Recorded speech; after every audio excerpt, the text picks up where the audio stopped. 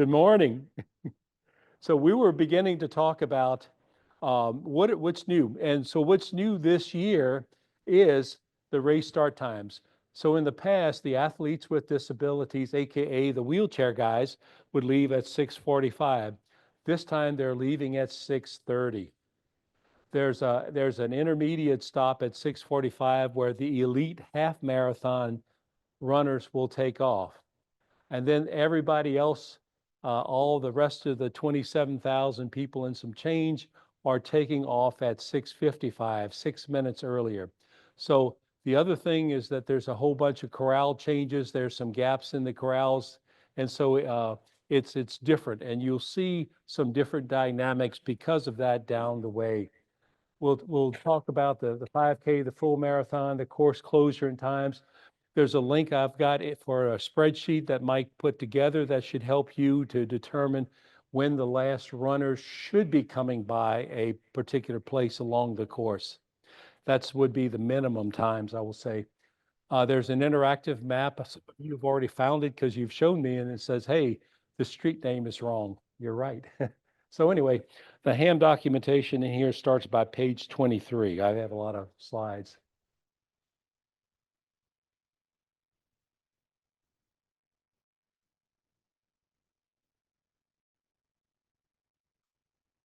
The light blinks, but nothing goes.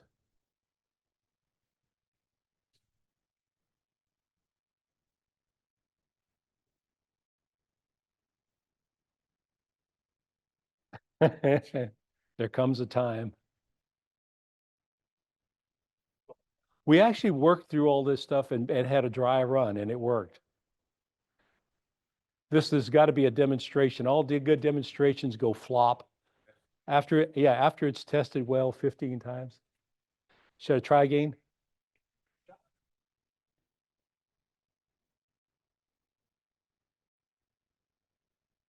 Is there any other way to advance? Ah, okay.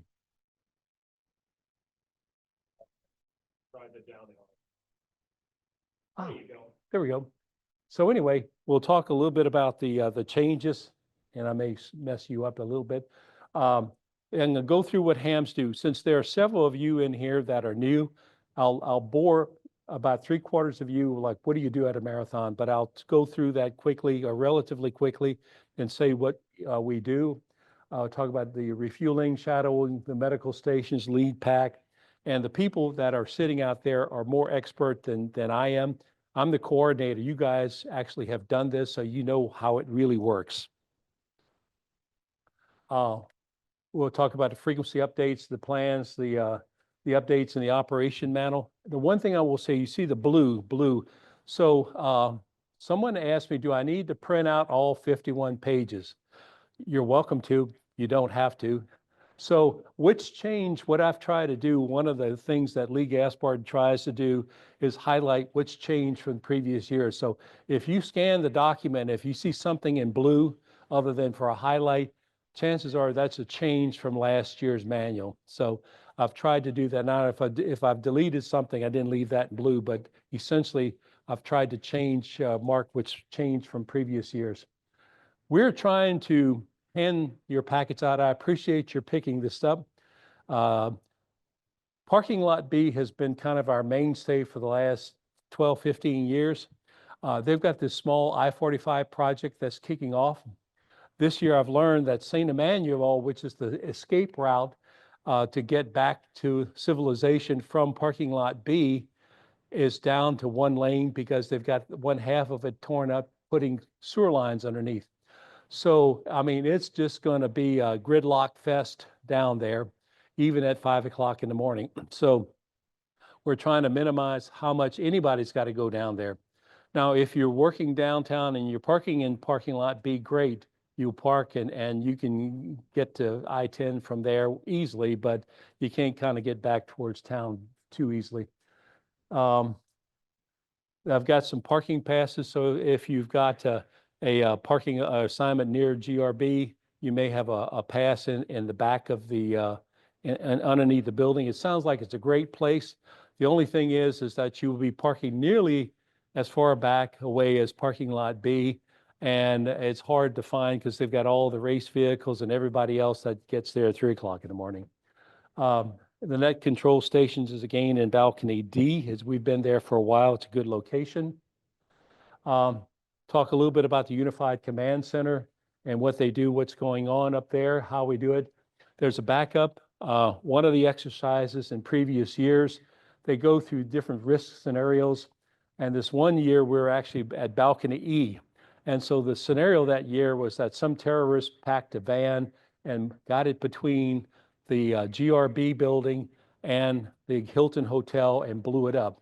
Well, the hams were on balcony E, and in the exercise, the guy that was leading it says, "Sorry about the ham, guys, they're not there anymore." And so the light bulb went on, and my thing is like, okay, I got 100 guys out on the course, and all of a sudden net control disappears because a part of the other scenario, all the power, all the communication was interrupted. So essentially, it became a dead net control. What do you do? So what we've done now is that we have a backup here at Transtar. And so that's part of the, we see some of the setup and all that we do is because of reasons like that. And then we'll talk about any problems, and I'll solicit some things from you guys. That's always dangerous to let you guys talk, right? Say, what kind of problems you've had? It's always a danger. So anyway,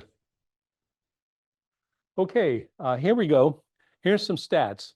We had a meeting, and they actually sent the slides so I can copy. This is current stats. And the 5K, they've increased it from 6,000 runners on Saturday to a little bit over they had set the limit at 7,300. So this is an increase in the number of people doing the fun run on Saturday. They've got 17 wheelchairs, 7 hand cycles, 37 visually impaired and mobility impaired, and 79 guides theoretically that's running in the 5K run. When they first started that, they didn't have anybody that was acknowledged. For the marathon, you see the 6:35 starts. They've got more than 6,000 people that are coming in from out of town, and they've got about 60 countries that people are coming in from 60 countries. This particular marathon has risen in status, if you will. It's considered the fourth premier marathon in the United States, behind Chicago, Boston, and New York. And part of that really is the customer experience. The people that come here appreciate the customer service and all the amenities that come with this race. I'm not a runner. My daughter, and my son-in-law are all runners, but I'm not. I mean, it's probably apparent. But anyway, they've got the wheelchairs, they've got 6 in the marathon, 9 on the half marathon, hand cycles 30 and 4. Now the hand cycles, it's been beginning problematic for the setup. They're leaving at 6:30. They're going down the road at 26 miles an hour. That means by 7 o'clock, they're going through the Galleria. Generally, they're still trying to unload the truck almost and get things set up. And so the police have been adjusting when they show up, when they close the road. So like around West Park has always been a problem. There was a miscommunication last year. West Park didn't get closed. They were setting up stuff in the middle of the road, and they had two-way traffic. Not a good thing. The police officer showed up late because his assignment sheet was from several years ago. So I'm not the only guy that's got problems with keeping things up to date from a documentation point of view. So anyway, that's supposed to be rectified. West Park is supposed to be closed at 5:45, which is generally 15 minutes ahead when some of the rest of the routes. Generally, the roads are closing at 6 a.m. So if you're planning to drive from home now that you've got your everything's and go there, you need to arrive well before 6 o'clock because they start closing majority of the roads at 6 a.m. in the morning. Here's some other stats as far as for what they call athletes with disability. What's amazing is that they've got some visually impaired, so they've actually got guides that are helping these people run half marathons and marathons over the Houston streets.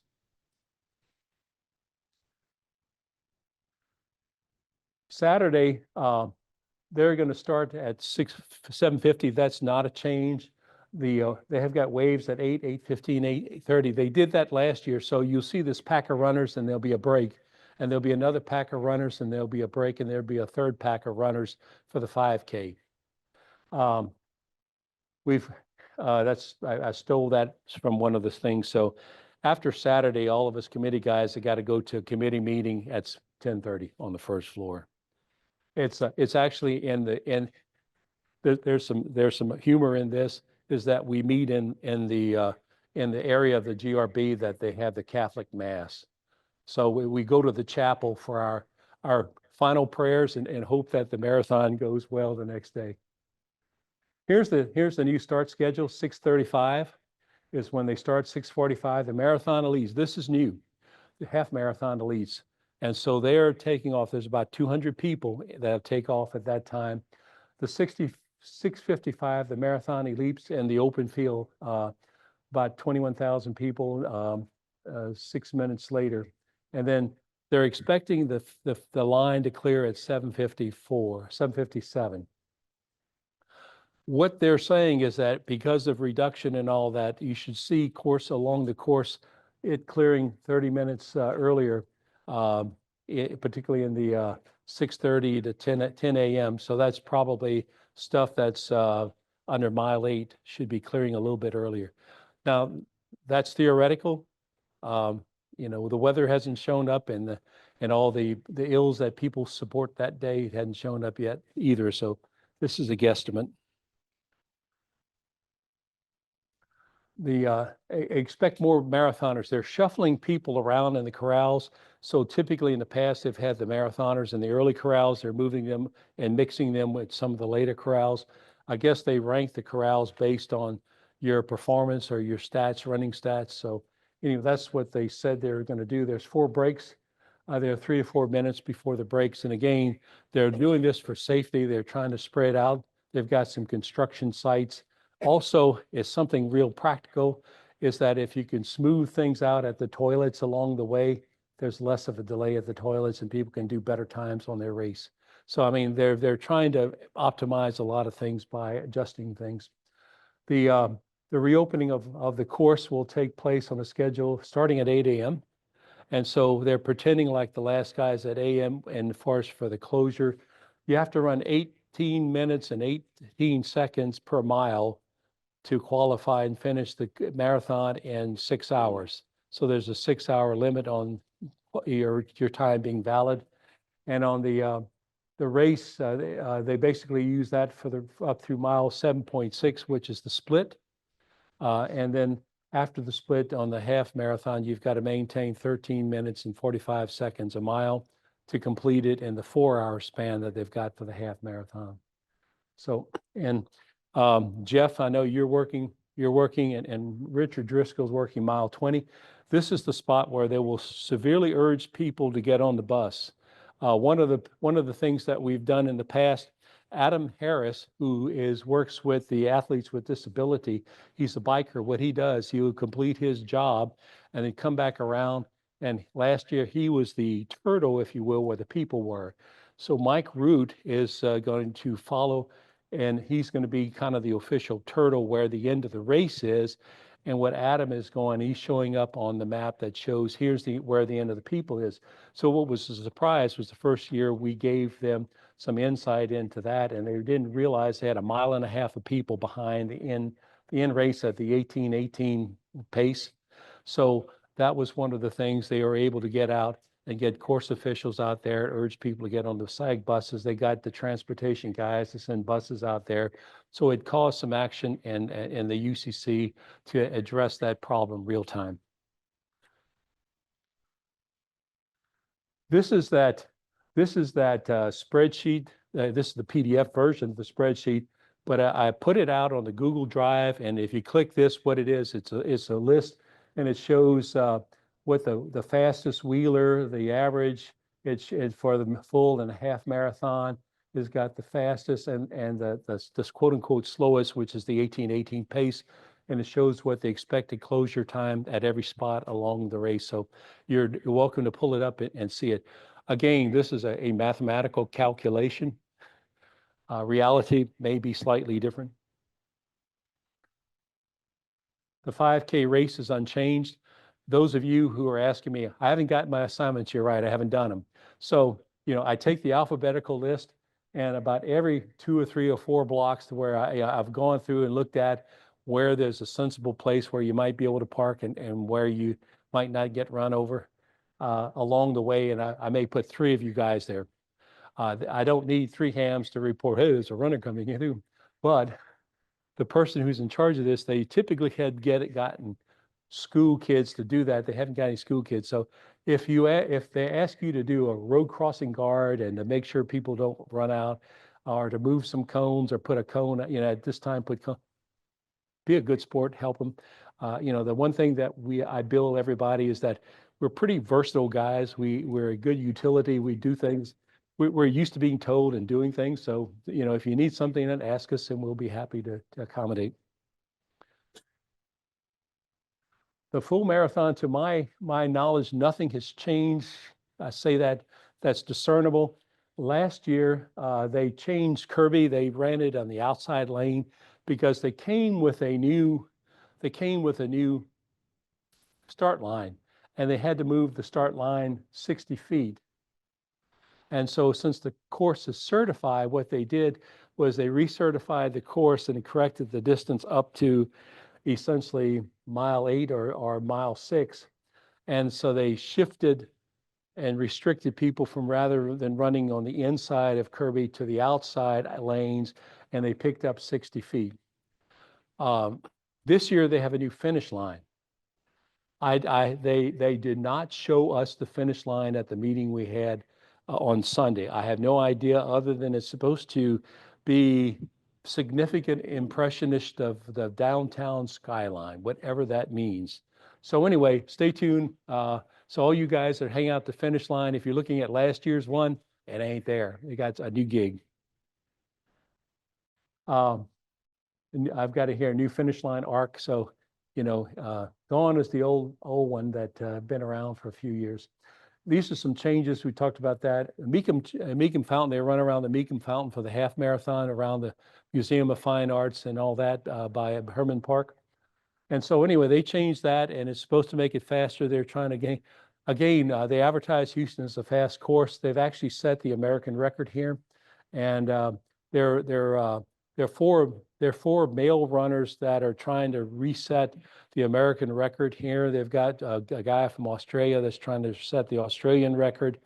And the woman who set the American record for the half marathon is back to reclaim it because it got undone a few races later, the following year later. So she's back here to reclaim it.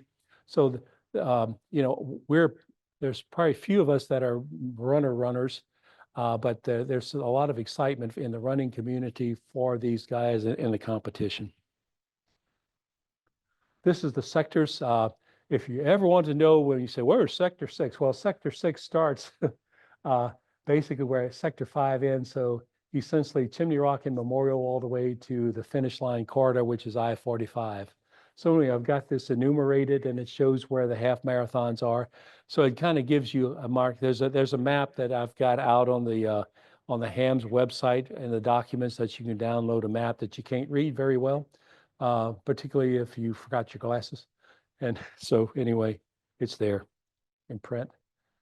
Here's the course sector map. You can see it. That's the one I was referring to. It's new. They added a new legend this year.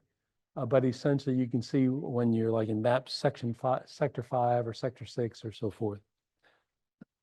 And again, I'll send you all this in a day or so. The refueling stations.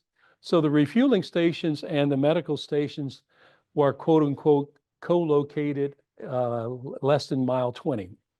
And so generally, when they say co-located, for a marathon runner, co-located is like 4 or 5 blocks.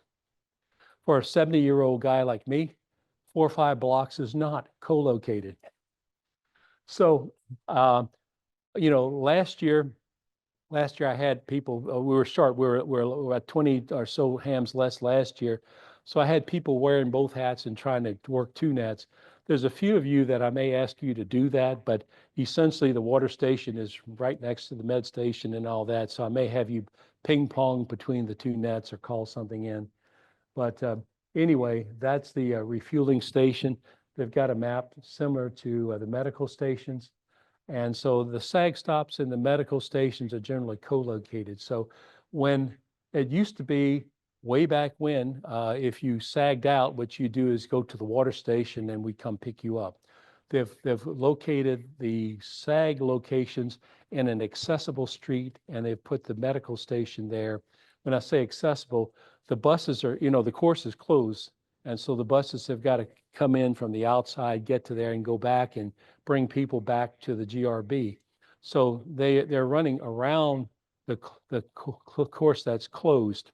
So anyway, it's basically a street that's in and out, or they can get a van of some sort in and out and get and pick people up. The SAG, you may or may not have a heavy load. If the weather is either very cold or very hot, the SAG numbers go up appreciably. If it's the ideal temperature, you won't have a lot of SAG. This kind of depicts it. This isn't totally accurate for the current. It was accurate a few years ago, but it shows kind of the SAG stops and the best transfer points. So the SAG vehicles are actually going to the SAG stops and bringing them into a bus, and they load them in on a 55 passenger bus and haul them downtown. And so the SAGs are actually running on a schedule. Although the information we provide at the UCC, we'll talk a little bit about that, will go to a demand schedule if they need to pick some people up if there's a large contingency of people at a stop.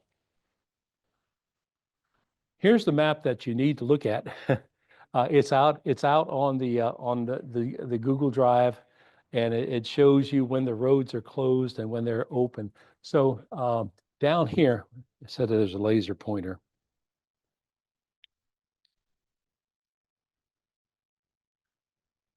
I didn't try the laser pointer. Which end is it? The end with the laser on it. Thank you. There we go. So here you see the 545s and you see the 645 up here off of my tough, or it'll be, that's pretty close to the wheelchairs being 15 minutes away. So if somebody runs late, it'd be problematic, but these are the times. But downtown, they actually started closing some of the streets around here on Thursday afternoons. So downtown gets to be problematic getting too close to that.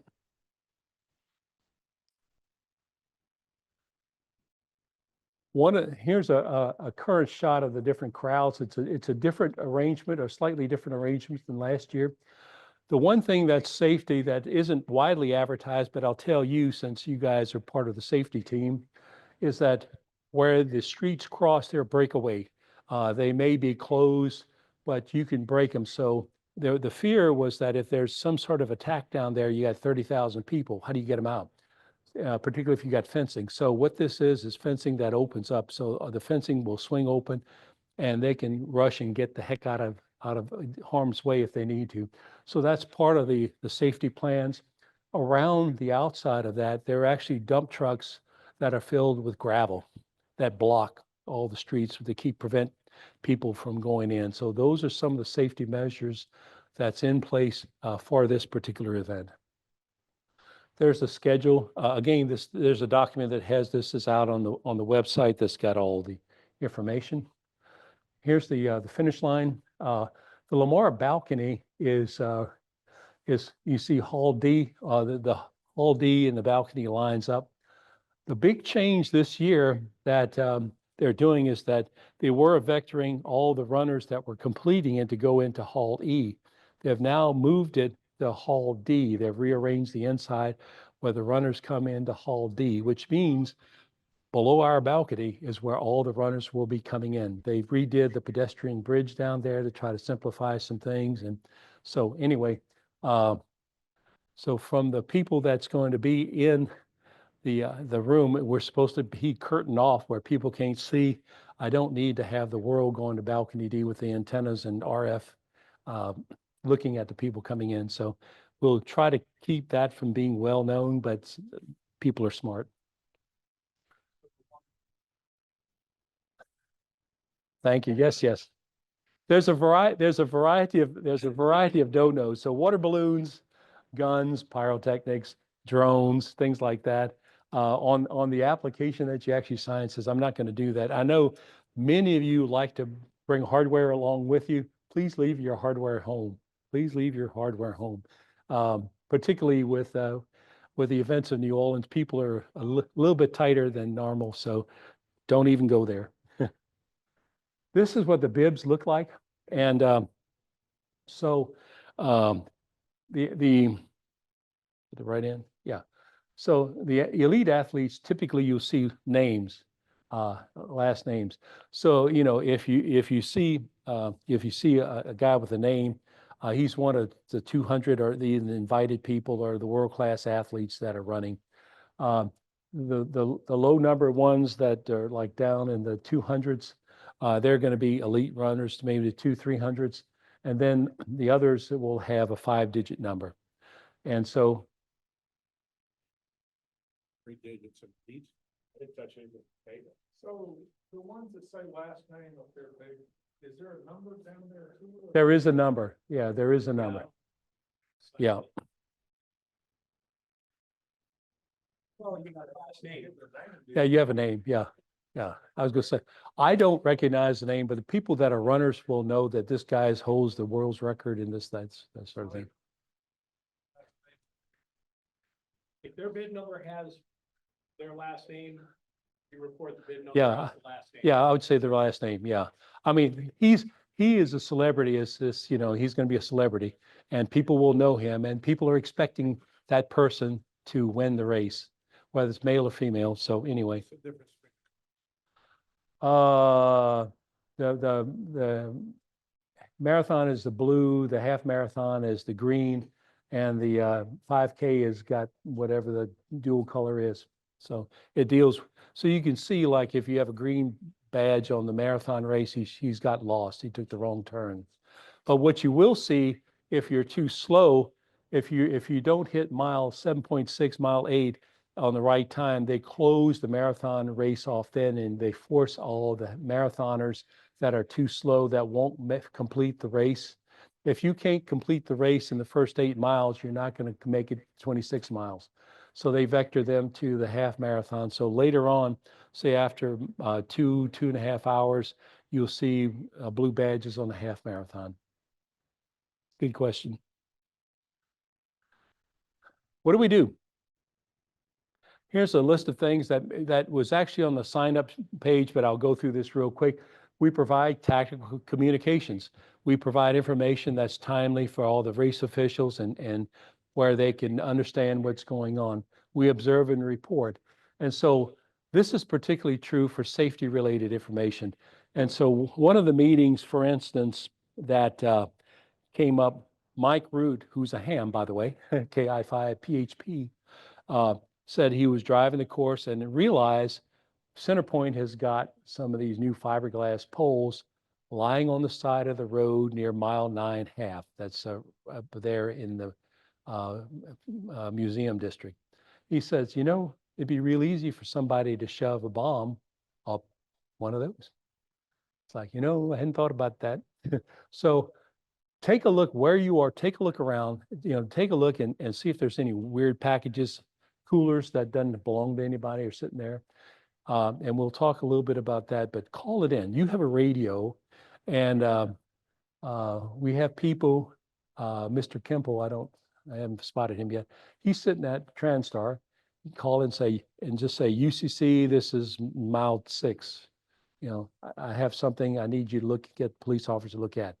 And he's 5 feet away, 6 feet away from the police dispatch. You'll walk it out there, pass it on, and they'll get the right safety guys to go take a look at that. So if you see something, call it in. And I'll talk a little bit more about that later, but anyway, be active. Yes, sir. case? Things we notice. They called in on the main net or they called in on a side net. Okay. One of the things I'm toying with is actually standing up one of the tactical channels to do that. And, you know, right now I've got it on the main net, but we have one coax. We have one coax. And so you have a UHF radio and a VHF radio. And so if I had another radio over there, I could do that. We may do that at the GRB. I got to talk with Rick and see if we can stand up. And like this guy was one of the guys, I may have him on that tactical channel where we can do. But if I do, I'll send out an email that says, please, if you have something, call it on this frequency. Yeah, I know. Thank you. Yeah. We may take you up on it. Okay. The other thing is emergency needs. If you got a runner down, also if you notice things like there's a crack in the street or there's a hole in the street. I mean, we've stolen cones and put it over a hole and I know I've worked the MS-150 a lot, and one of the expressions that they use at the MS-150 is that the rider's IQ goes down 1 IQ point every mile they ride. And so they were talking about the runners, and runners get zoned out. And they've got these elite athletes that are running into things because they're focused on the next few feet in front of them. They're not looking up, they're looking down.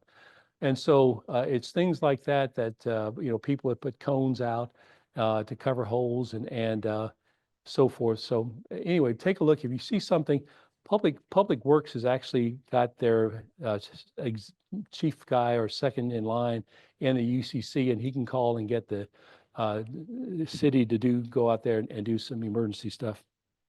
We'll talk a little bit about crowds and information coordination. The medical guys are sending in SAG counts and med station counts.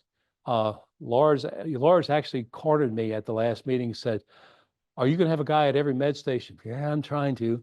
He said, it is really good information to know how many people are waiting for medical, how many people are waiting for SAG, from a medical management. Lars is not a ham. He lives 2 doors down from Ross Boulay in Bel Air. But anyway, he asked me for that information. This is some information that Peter Belbin started putting together 2 or 3 years ago. And Peter's a whiz. He's worked the UCC now since they've had a UCC, and he has incredible valuable insight, and he shares that and brings that to the table every time. So Peter Belbin does a really neat job in doing all of that. Talked a little bit about the SAG vehicles and how they operate. Other stuff. Well, I ask you to bring your own radio. That's kind of a given. And I got a little slide here. Dual band handy talkie headset. Headset is almost important because wherever you're going to be, I think they've got about a circa 100 hoopla stations. This is people whose job is to make noise to encourage runners to run. They have more audio power than your handheld. I promise you. And so an earpiece, a headpiece would be great. Bring a spare battery and program it up. I got the frequency list out. I think it's mostly right. And so anyway, get it programmed up. We have known people that's sitting on the course or trying to program the radio in the dark at 4:30 in the morning on parking lot B. Bad place to do that.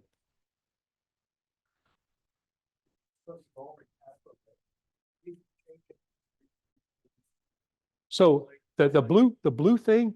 So there's two frequencies that are changed. They're in blue. One of them is like the 146.66 repeater got zapped by Barrel. So we're substituting 147.32 on that. And there's a VHF backup for one of the nets. I don't remember. It's also 147.32. I've already, okay, yeah. So we're not anticipating, I mean, I've got all the repeaters with backups. And we have 10 repeaters that are tactical that we can assign. So it'll be one of the ones off the list. Yeah, I mean, when you get to this point, the last thing in the world you want to do as an organizer is create pandemonium and change stuff. So I'm trying to keep the thing steady. We'll try. I won't guarantee it, but I'll try. The course assignments, you're out on the course, you're at a refueling station. And so one of the things that you do is to see any needs, call any observation for security, maybe get an idea that says, hey, it looks like there's a fair number of people coming through. One thing that we absolutely want is to report when you see the first wheeler go by. Last year, they forgot to turn on the trackers on the wheelers. So nobody knew where the wheelers were. So we went back, Paul Owen went back and started the old protocol that we used to use 15 years ago and having you report when the wheelers went by, at least the first three. So the race officials were able to tell them, here's where the wheelers are. And they had no other clue or reliable source of information. So, you know, a lot of times we may be redundant per se, but we also can pull a rabbit out of our hats. The other thing last year, the people that had ballooned that marked the end of the race got about 15 minutes ahead. So they were trying to get them resynced because there were people that are unhappy because they said, I'm going to make the finish line and trying to get them on the bus. And there was a lot of discussion. I was in the UCC working, supporting Mark Jacobs. Mark Jacobs is the guy that Wade goes to get magic happen behind the scenes. So I told him, I got a ham.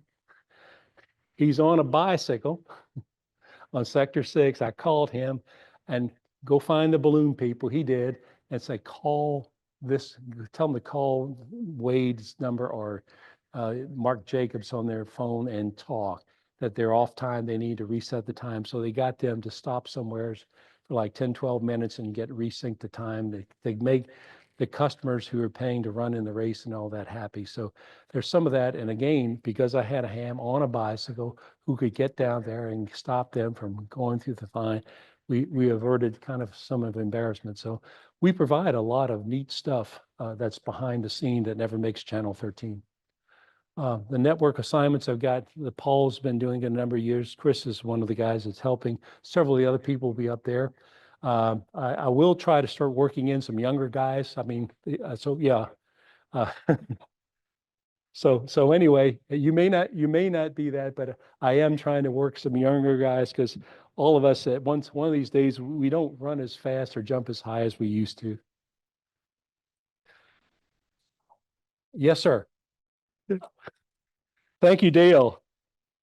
He still does. Dale warms up before he comes to his operating position. He runs the half marathon just for a warm up.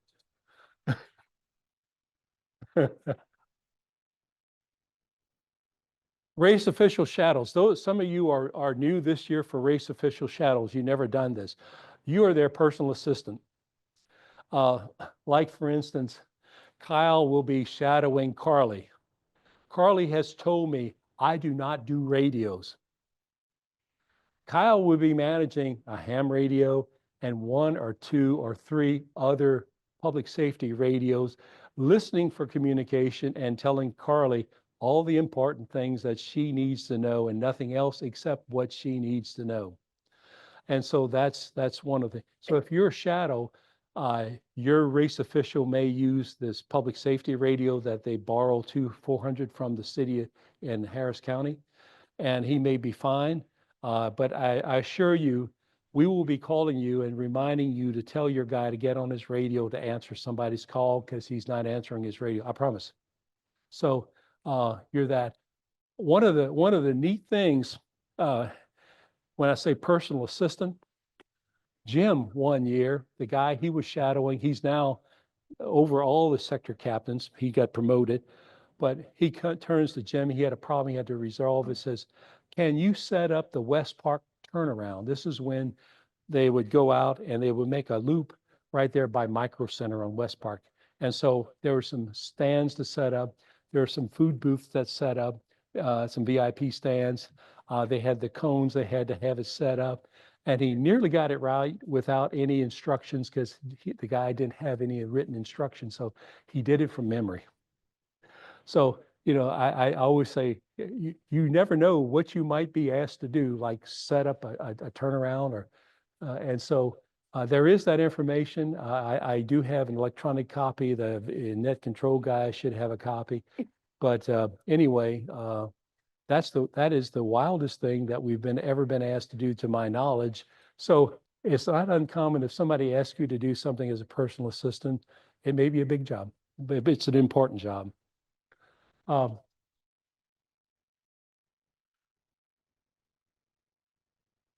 the other thing is just to know when things are open, when things are closed, because that's important. I mean, they know that, but oftentimes the water station, they'll set up 20 tables, 30 tables, 40 tables. Well, when they get towards the near, they'll collapse most of that. They'll still have a handful of tables, but what you may see, they may go from 40 to 4. So you'll see that. But anyway, when they do close, let everybody know that that it's closing, and the people who can't look at a map or something can hear it in their ear and tell their guys, hey, water station 5 is closed now. The timing in pace vehicles, we used to have 8 guys to ride there. Dale is the net control guy. We used to do way back when, before they had trackers, we were the guys that told people where things were.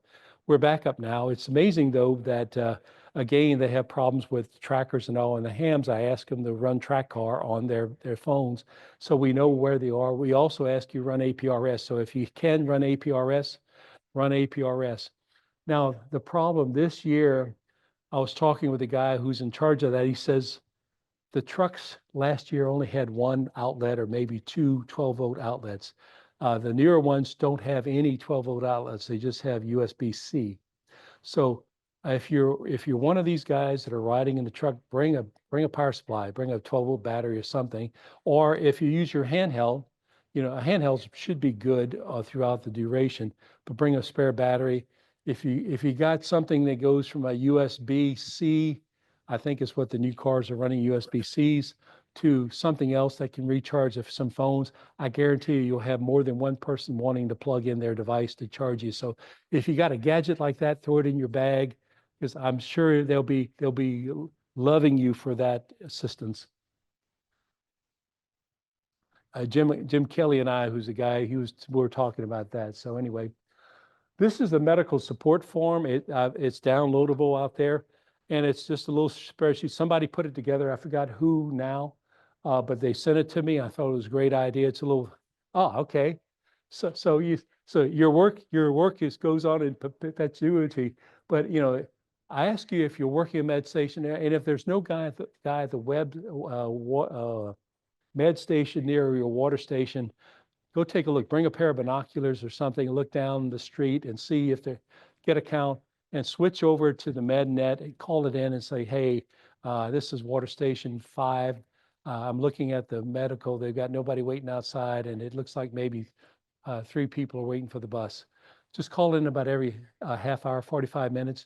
That's the information that Lars wants to know, because he's dispatching all the fire department ambulances. He's dispatching 27 contract ambulances. He's got 40, 50 bike medics, and a couple not SUVs, the little all-terrain vehicle guys running around the course that he's dispatching from there. So anyway, it's an aid to help your observation. Yes, sir.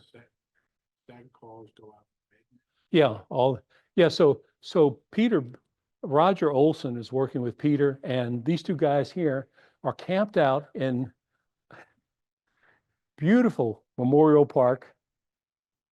Last year, they didn't bring enough blankets and they froze, but the stuff you're calling in, they're actually logging from your 4-wheeler out in Memorial Park to aid, because we don't have enough chairs to sit enough people at the UCC, so we've got them out there. By the way, Kirk, you're doing that. I forgot to tell you. We clarify lots of things here. Clear class. Yeah. So anyway, that's some of the inner working links that go behind the scenes on this stuff. If you haven't found it, on the drop down on the HMHAMS stop at the corner, or if you're using it on your mobile, it's a little thing on the left side, but this on the right side, go to ham assignments, and you can click that link, and it will bring you up the assignments. You see this, I got the assignments down there. Try, I've corrected your call. Somewhere's in the copying and yours is right. Okay, it's the other guy. Yeah. Yeah, I cutting and paste. What happens? I move some stuff when you register on the official marathon race, which is where I use. You make two entries. If you volunteer for a half marathon and the marathon and the 5K, I get two entries. Some of you like registering so much you did it 3 times. So I'm sorting through and trying to get things together and throw out some records and throw. So anyway, if I only messed up one, that's a good day. Anyway, this is the new link to Peter's website.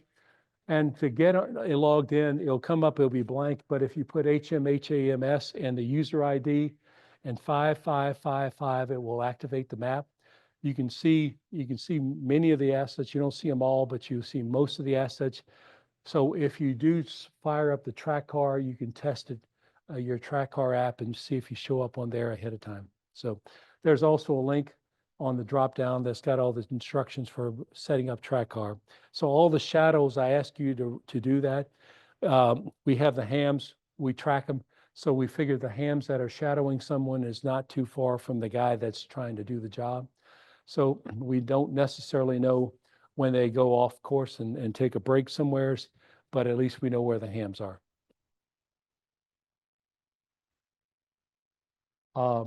This shows the spreadsheet. It'll pull up as a Google spreadsheet. When you click that box, it'll expand it so you can see. And I don't know if you can sort it. I haven't played with it this year, but in the past you could sort your copy or something. All right, you probably can download it if you want to. Here's the nets. We've got eight to 10 nets depending what we fire up, but we've got course approach, 5K and the course of the same frequency. Med support, that's Jeff's machine, the one 444.025. And that's the SAG stop medical station is on that net control station is at the UCC. Lead pack is a simplex. The timing goes back to Dale and there's 145.17. The APRS,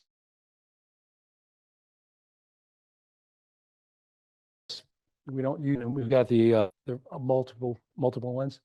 Talked a little bit about the traffic, but and we've probably beat this one to death already. This is a copy of that page on the Houston Marathon webpage. So here's the documentations available. The operating manual that we talked about, you don't have to print all 51 pages out, but you scan it for your section. The radio frequency plan, again, what's highlighted in blue are the changes from last year. So you can just go change 2 memory channels as opposed to reprogramming the radio on everything. The support data form, the bib overview, the parking maps for the 5K and Sunday shows where that is, including the public parking map, the 5K maps and the marathon and half marathon maps. This is just a regurgitation of the frequency plan. If you have any questions, we can do that.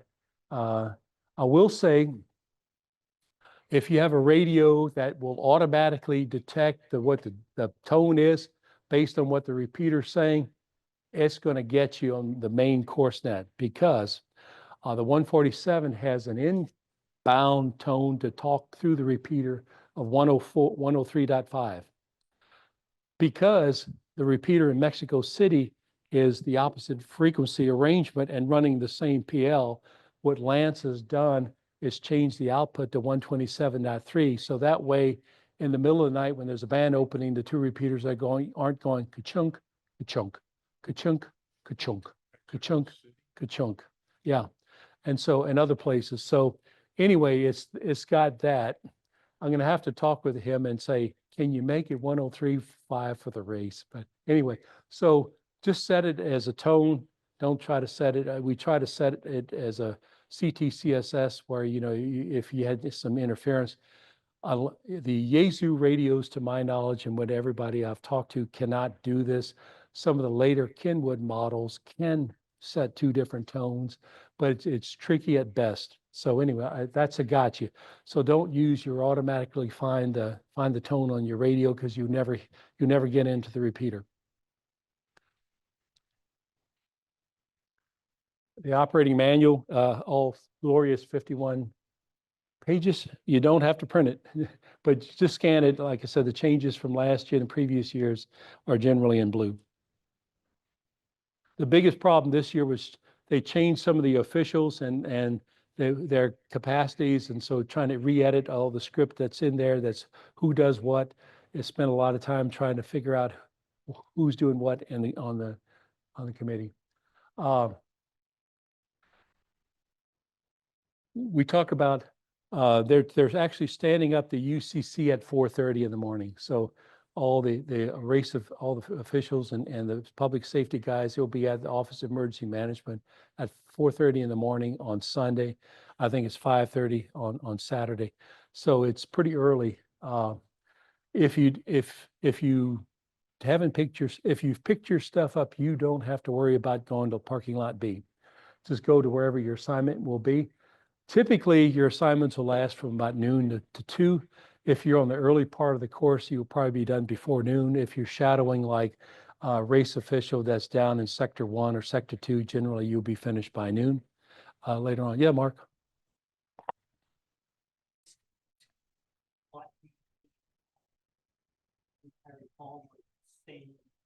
Okay. So, well, so you're going to get an email, and that confirmation printed out, it's got it's got the QR code. And yeah, I tell you, don't show them on your phone, because at 4 o'clock in the morning when you're trying to park, and the guy that's the security guard hasn't had any coffee yet, it's just a bad scene. And this part of the system will automatically mail you that. Yeah, yeah, and I may or may not have a parking slot. Have you ever gotten a badge for behind underneath the GRB? Yeah, I mean, when you're meeting somebody at parking lot B, because they got a bus that will bring you to you can ride the bus over or walk. Yeah, yeah. Yeah, so anyway, but there is a bus that'll take you and drop you off in front of the GRB, and you can go up to the second floor, go across into the Sky Bridge and meet him at the hotel or something. Yeah, the course pass, you have one. You may not have one because you're in a pretty good location. Most of the guys have the off-course passes.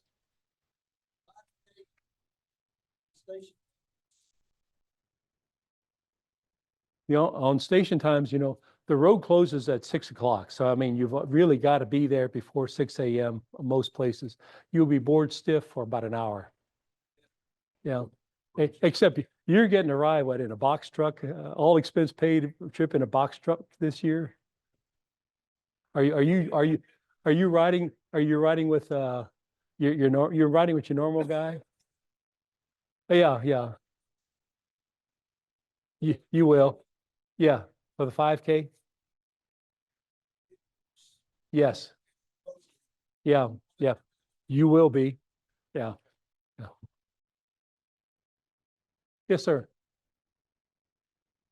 First time to do this, so I'm a little bit confused on frequencies, net, and the different applications. So I'm going to be at a SAG med station.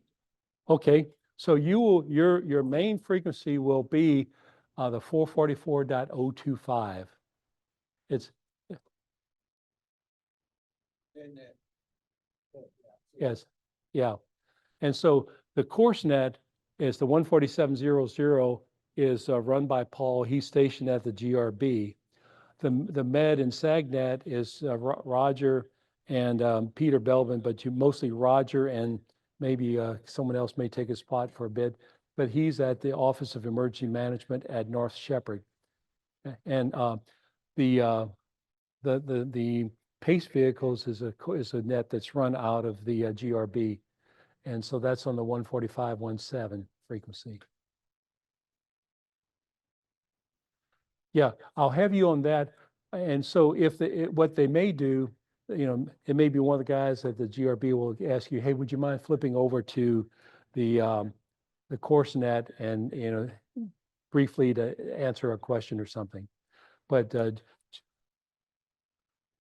444.025. Yes.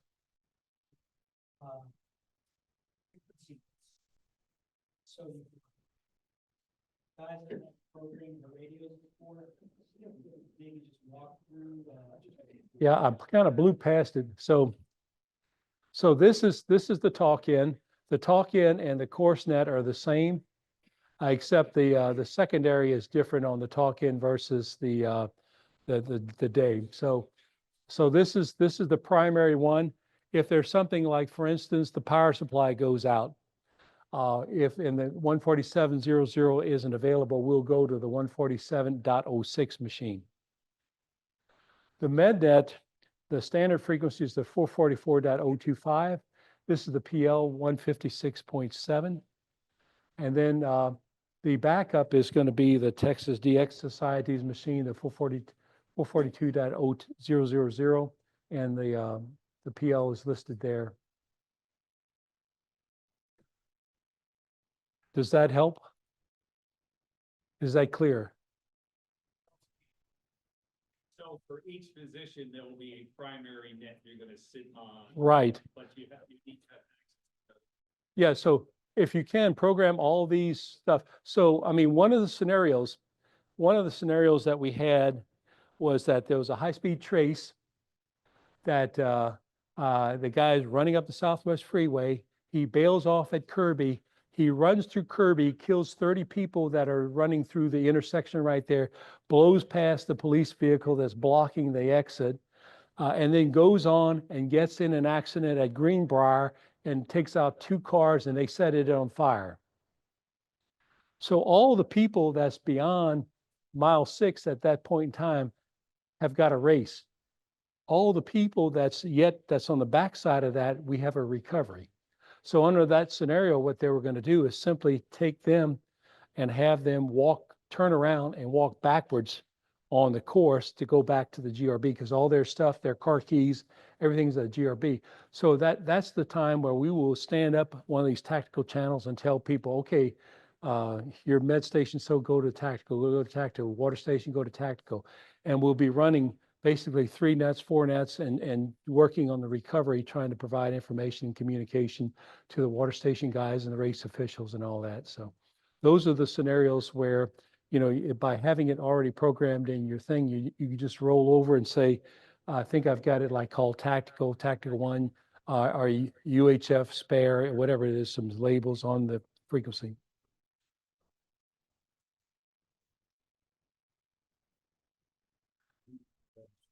Yeah, so for instance, what I have is it will ask you to go. So Paul may ask you, hey, would you mind switching off the course, jump on med, pass what the status is, and then come back to there. Let me know when you're back. So he'll tell you to go there, and what you do is you check in maybe to the med station and say, hey, this is water station 5. Here's the number of SAG. It looks like we've got 30 people waiting for a SAG. Just want to do that. Lee will actually post it. It'll pop up on the transportation dispatcher screen and also the medical director screen, knowing that, hey, we got an issue going on.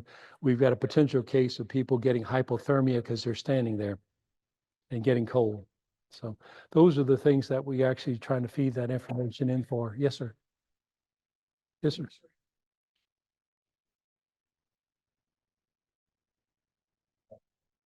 No, we're asking you to get it all programmed where it's simply a matter of rotating the knob. All of them, all of them. Yeah, yeah.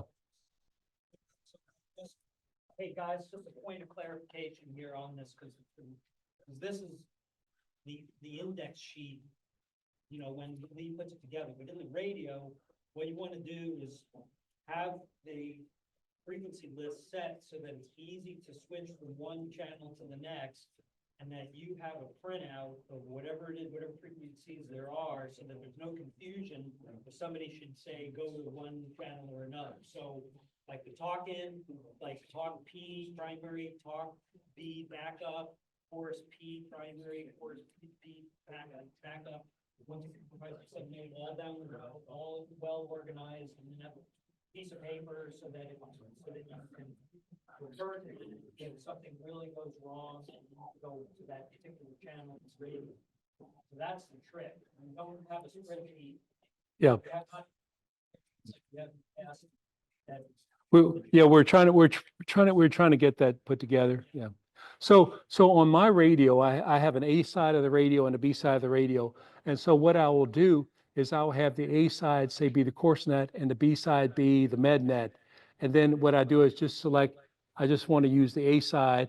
And then if I have to go to the B side, I push my little toggle switch and go from A to B. So, I've got the two main nets that we're operating on. It's a button push away to switch, and so if you have a radio that has that capability, it's by design that one net is on the VHF and one net is on the UHF, because 10 years ago, radio could do that VU split. So that was designed by setting up where you can actually listen to both of them at the same time. So, Um, You're not on FirstNet, that's under normal operations, that's the most likely one you asked to turn to. yeah, So keep that next to your primary site. Yeah. Scott? On some of the bow things, some of the other radios, you have the ability to listen to both or listen to one. And the problem is you say, I'm gonna only listen to one, and accidentally you hit the button to move to the other one. Then you don't hear a thing. Well, you should hear the other med net. Yeah, but the problem is that if you're supposed to be listening to one and nothing's happening on the other one, Yes, or at the air show, we had so much traffic on the MedNet that you wind up needing to have it off. Yeah. yeah, But remember, that if you got it only on one, if you hit that other button, if you haven't locked the radio. right. Then you hit the button accidentally, you're not gonna be listening to the one you need to listen to. Yeah, so you're right. So be mindful of what the buttons will do and whether you lock. Some radios, you can split the audio, listen to both of them. Play with it. When you get there, play with it, see what works for you. Okay, see what works for you. Yes, sir. In time, yeah, make sure your timeout timer is set for about a minute, at the minimum it can, because we don't want to listen to you in a conversation with the person pouring water.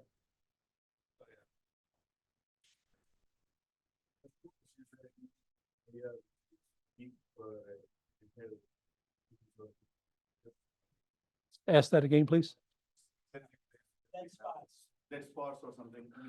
So there's Rick Broussard tells me there's some dead spots perhaps along the Galleria, but if you use a long antenna like what Kirk has here, that's better than just the rubber duck. And so if you have one of those, use that. That'll get you 3 dB or more. And you may have to move. What oftentimes I've found, if you move 3 or 4 feet, it makes all the difference in the world. So, yeah. Goya 771 is common one on Amazon. Yeah. Okay, can I move on from this? You got it?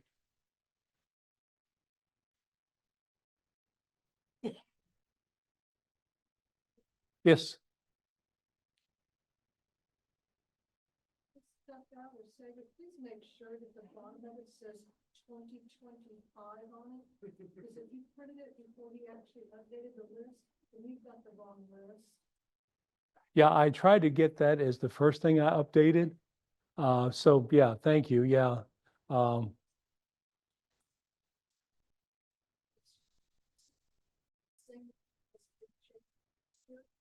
between last year and this year, there are changes that are different than last year. Yeah. Yeah, so the last update, it wasn't a frequency change. Rick Broussard changed carriers, and so he had an old email. So he's got, if you have a problem, email me. Well, that email quit working, so I had to update his email. So that was the last update on the frequency thing that you saw like a few days ago, was updating his email.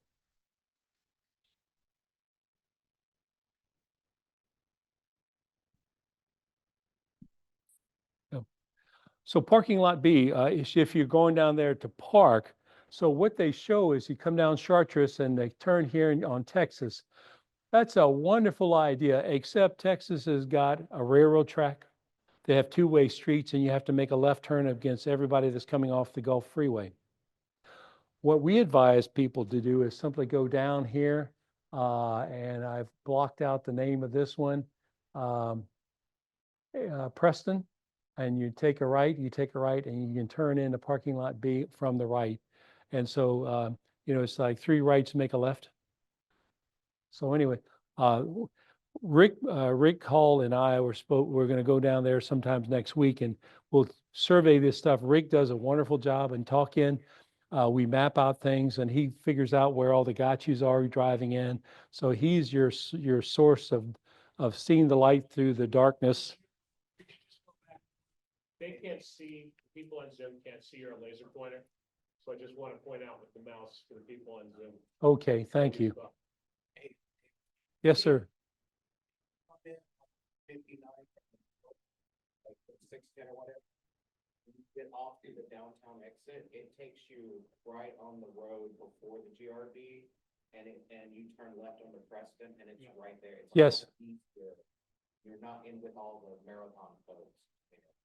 So that's a little trick if you're coming from 10 or 610 or something, try to come in from the north, and it's a lot easier. Yeah, so that's one of the things that Rick Hall mapped out. We mapped out last year and he was good about directing people to do that. Thank you.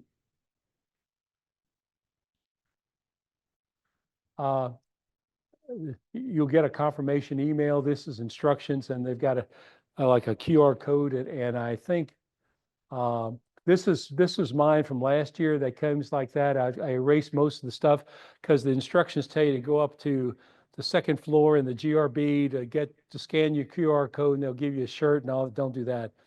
So Rick and I, or even my wife Karen, can check you in. There's an app that I run on my phone. And I look on. So if you check in, I'm going to use what Rick Hall marks off on the Google Docs that says you're coming, and I use that to check you in. So they use the check-in.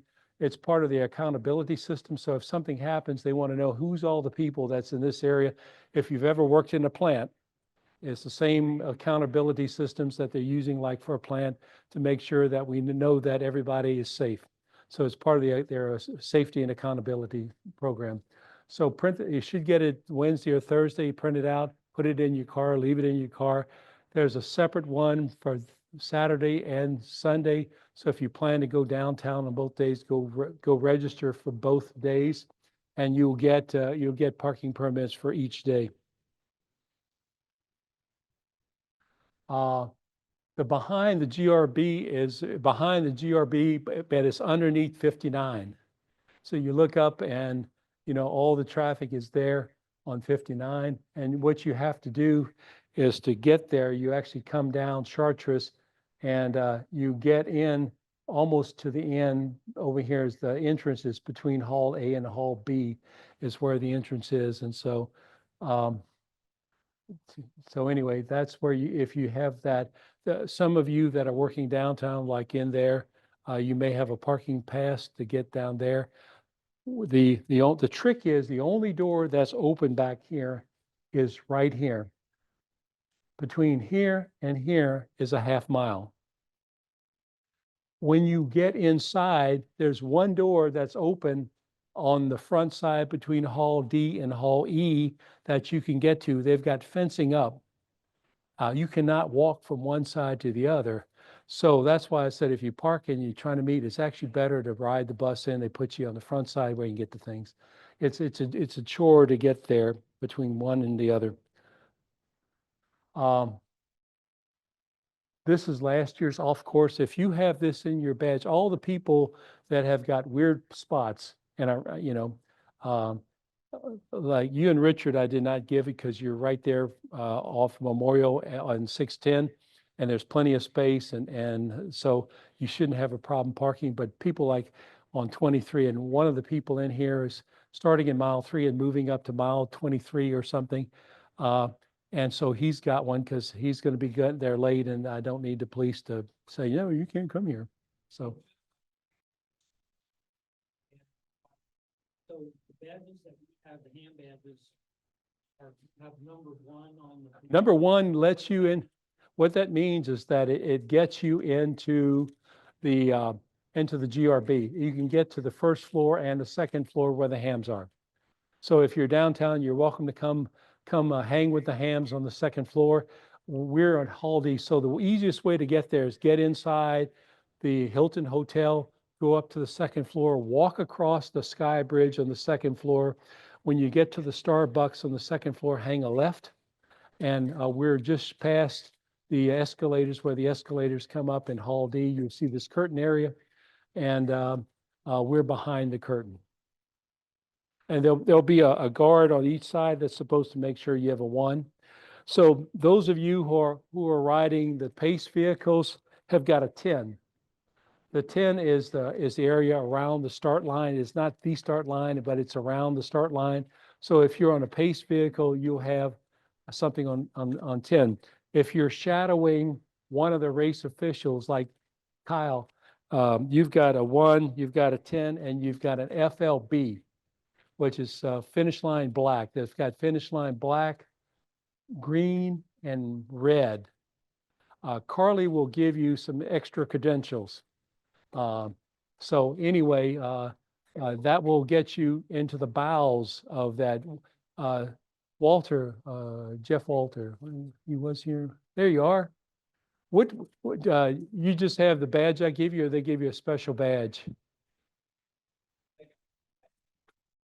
Yeah, okay. Yeah, he's with this, he's finish line guy. He's known him for years. And, you know, they use face recognition. They're 20 years ahead of technology. Here's a little bit of a sketch of the lobby or the first floor. And so just the fact I held a conference here on once upon a time, but there's 1 million square feet of exhibition area in the GRB. It's a mile, it's a half mile wide from one end to the other. So if you've run that once or twice, it doesn't take long to get a 5K or a half marathon in. Here's where we are in the second. This is an old diagram, but they haven't changed in a few years.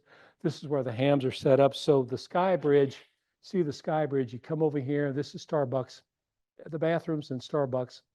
You simply come here. There should be somebody right here and right here that's checking for badges. We're supposed to have a guard at each end.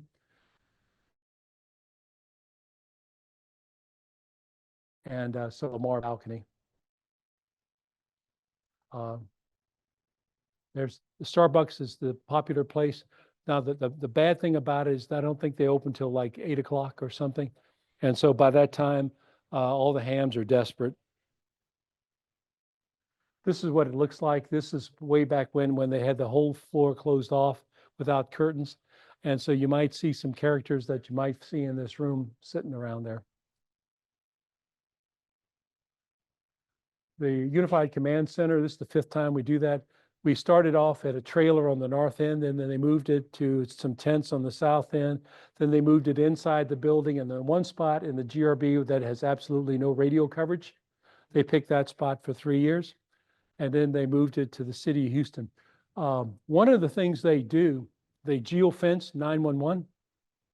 So any 911 call that happens during the marathon event gets directed into the dispatch, both HSFD and the HPD and the UCC. All the calls within the marathon boundary gets directed to 911 and dispatched from the room. So everybody's aware of any call that comes in there. So that's one of the things. They were able to do that better at the HCC, which is one of the motivations for moving the one from the GRB up to the HCC, Office of Emergency Management. They've got about 90 desks in there. They've got a conference room. They've got several conference rooms. One of the conference rooms, they actually stand up the alphabet agencies. So they got the FBI, Homeland Security, and all the cyber guys are huddled in a tight conference room watching stuff real time. And they've got some other special task force that's around. Yes, sir.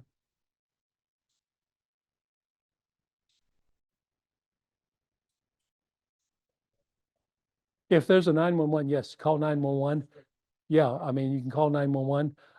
You know, if there's a problem, you know, if it's like if it's a suspicious character, you may call that in on the net. But if it's or you can dial 911, but it'll be in that room and get posted. And so it's, you know, what we try to do is pass information queries or something to the agencies that are best able to address them. Yes, you can. Yeah, if it's emergency, yeah. In fact, they tell you to do that. If it's, you know, like a medical emergency, call 911.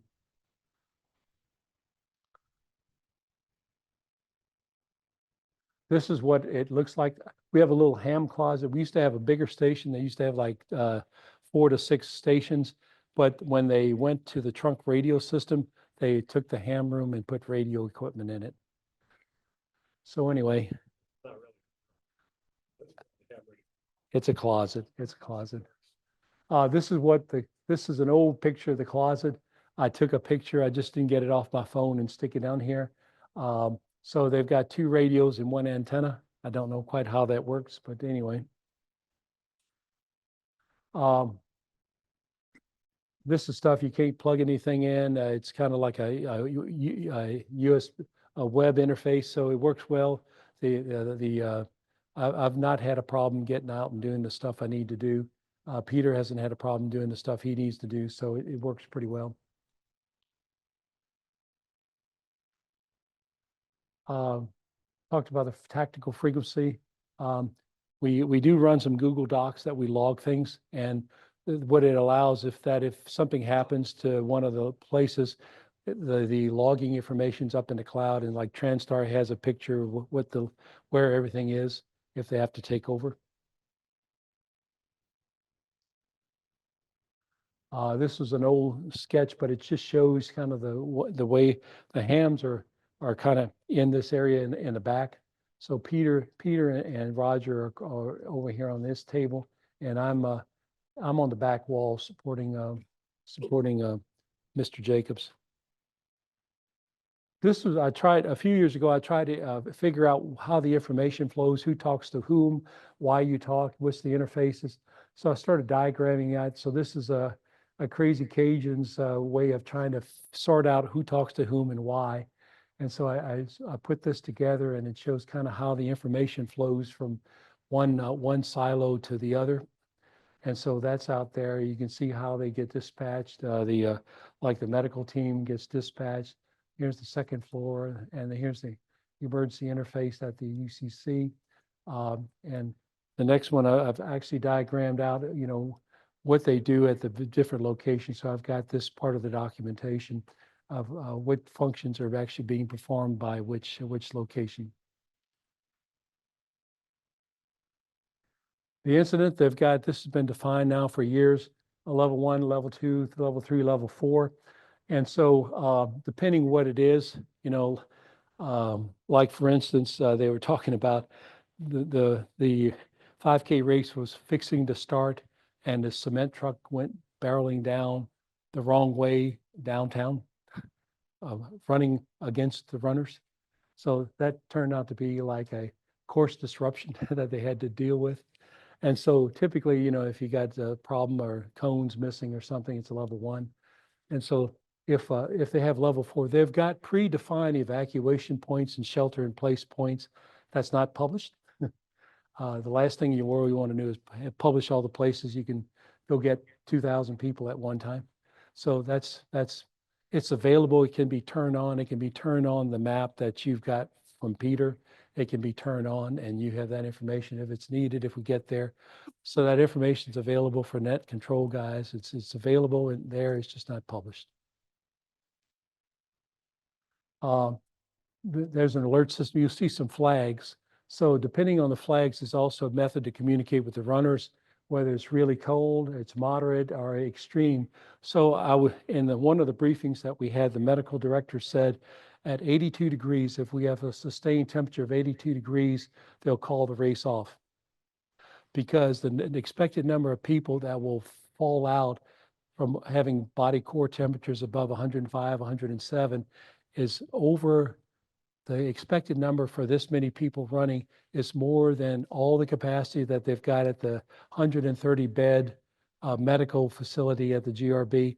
It exceeds the capacity to handle that at all the hospitals in town and all the stuff they've got on the course. So, and you know, so anyway, they've defined, they've worked through that. So they'll have those sorts of things. And so Saturday should be good. The Sunday is looking like the weather should be within ideal running temperatures. Yeah, we're too far out to really have a definitive one, but I've heard it all kinds of ways. No snow, no snow. Here's some procedures. Here's some old procedures, but they haven't updated this in a succinct manner that I can post. So this is kind of from 911. Here's the channels that's used for the race. And so you might want to make a copy of this if you're shadowing somebody. And, essentially, like the sector captains generally are going to be on this channel 2. And then they're going to move to channel 1 when the race gets started and move back to channel 2. But you see like the course setup, the start line, the media and all that. So they're on different channels on the public safety radios. And so if you don't hear anything from your guy's radio, you might want to check it and make sure he hadn't bumped the channel and gone to the wrong one. This is for the trunk radios. Yeah. This is also, this is on the website. And it's on the website. Yeah. It's in the operation manual too. Yeah. Bear in mind, these, I don't know if you got the medical on the next. I do not.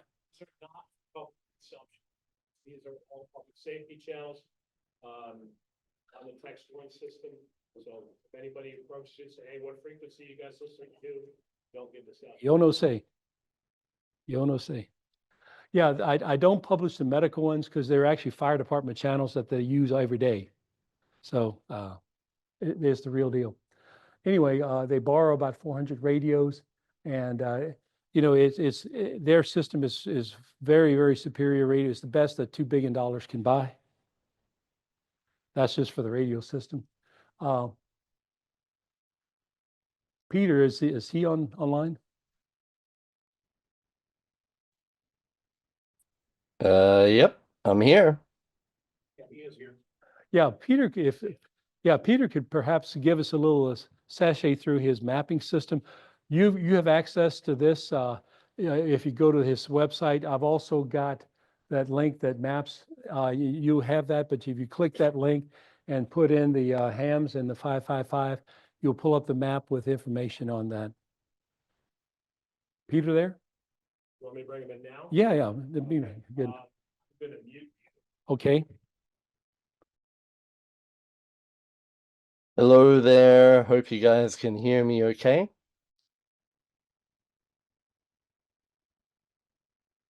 And okay, so the map, there is a new feature available. It's a new layer.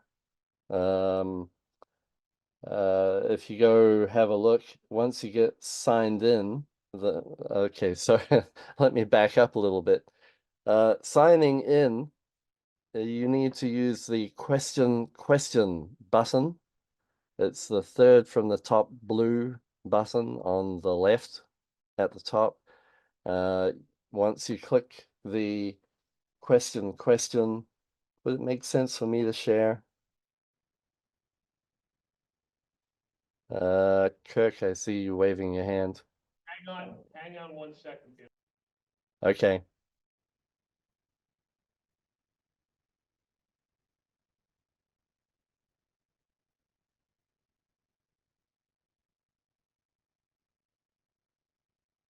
You need him to share.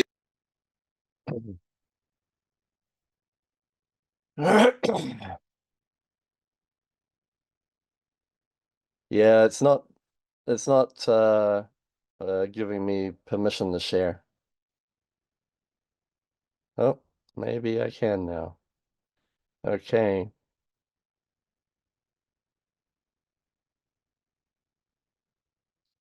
All right, so I believe you should be able to see the map now. Okay, so the important thing for you as hams is to log in.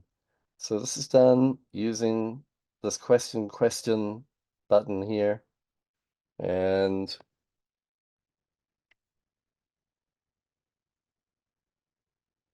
Oh, before I log in, if you do not log in, you will see not very many options available up here under the layer selection pane. That's what LS is for, layer select. You will not see very many options.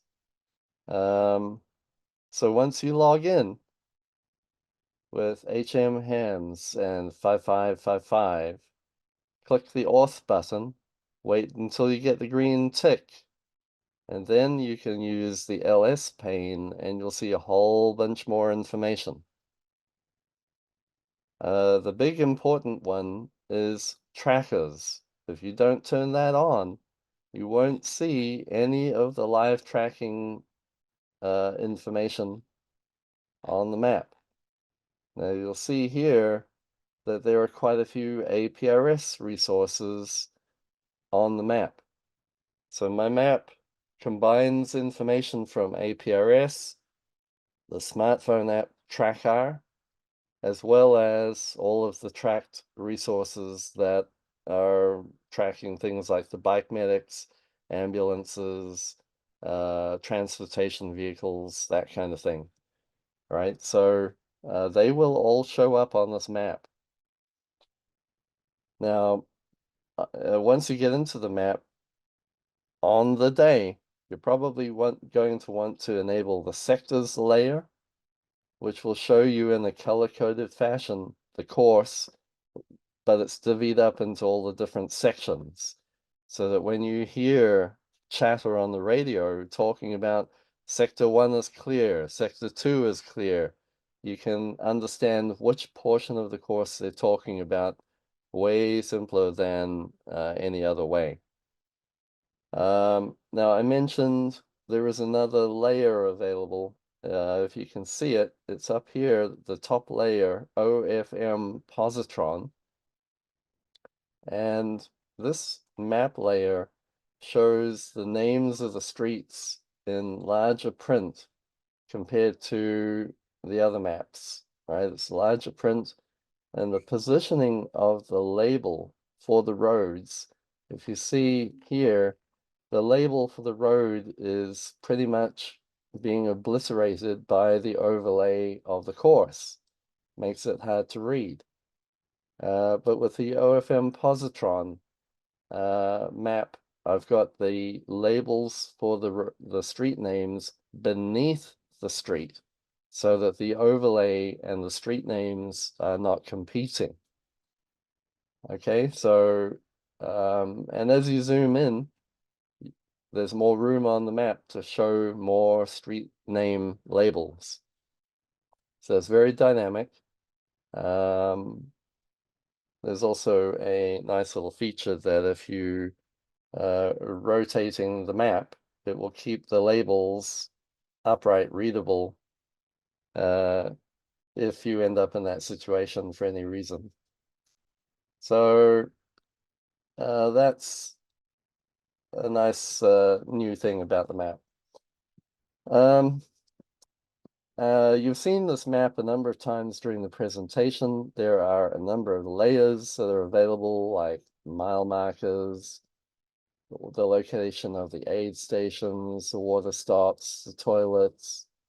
Now, some of these things may have moved slightly since last year. I need to update them.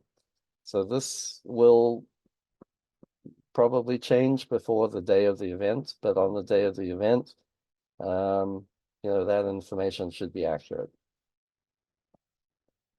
At least it should be in the ballpark. Okay, so aid stations are a big thing for this event, as are the water stations, which are somewhat co-located or nearby. And depending on how old you are, whether it's close nearby or far nearby, that's a judgment call.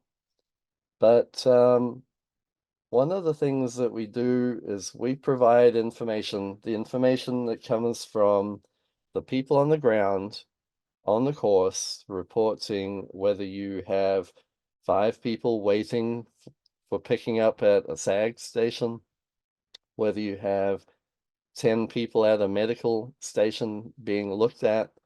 That information is captured by Lee and Kirk, and it becomes available. This version, this login doesn't give me the information I want to show you, so let me change this.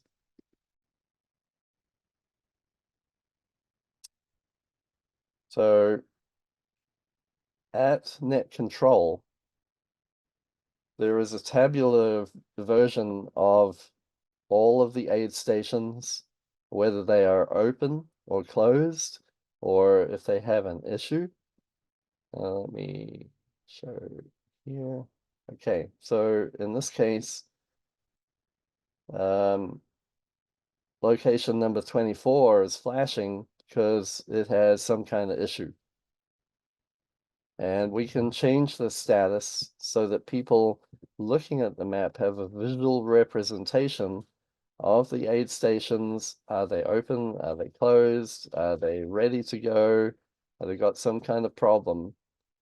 So that people at the UCC, which includes the race director and the medical director and all of his team, are able to see the state of play regarding all of these stations before and during the event.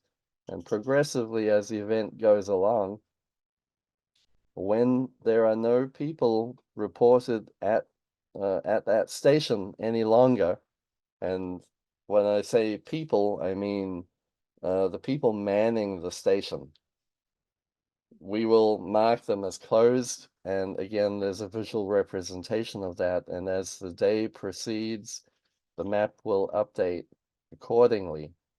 But you'll see up here that we're interested in how many people are waiting for SAG, how many people are waiting at a medical station, and how many people are being treated at a medical station.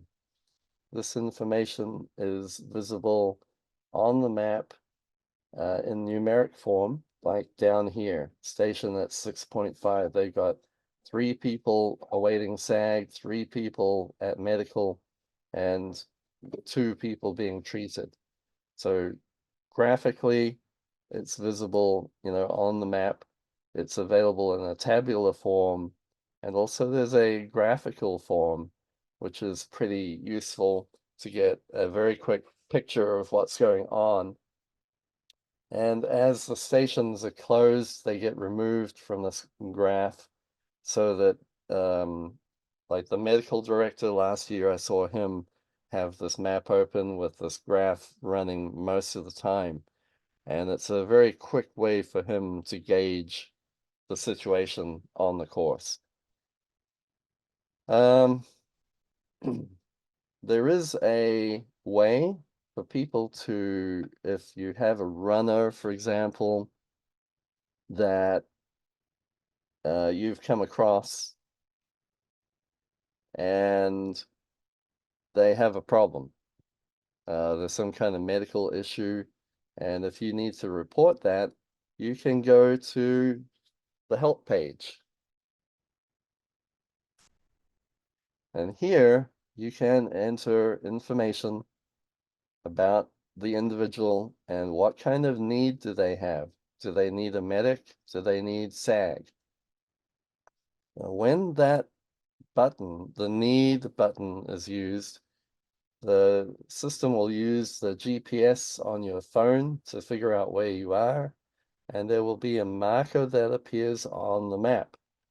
I can place a marker on the map as well.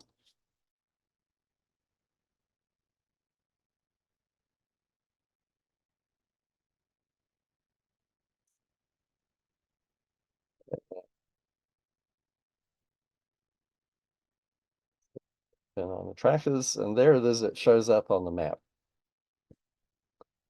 Okay, so this is a way of providing reasonably precise information about somebody that has a need.